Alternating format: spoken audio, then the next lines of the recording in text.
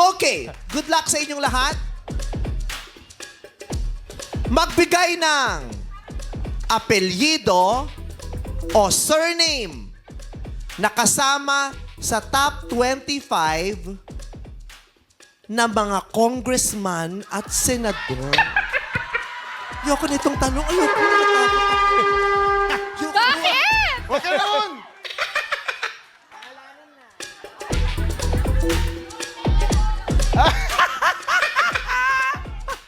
Magbigay ng mga pasok sa bagong listahan.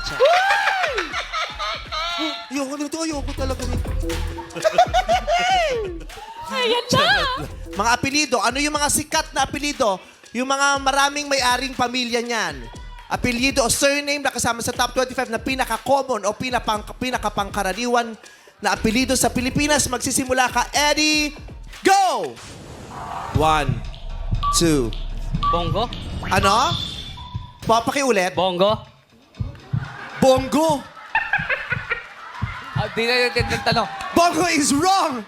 Mamaya na tayo mag-uusap. Alona. Ha? Bong Rebella. Dako. Bakit ka senador?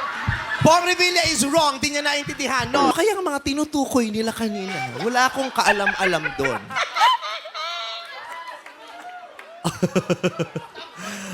ano kayang topic nila? Open naman yung sinabi ko. Wala naman akong category talaga na. Hindi ko na din talaga alam kung anong tumatakbo sa isip ng ating mga kapwa Pilipino. Pero sa larong ito, sa ating second round, pinagpawisan si Ann Curtis. Mula sa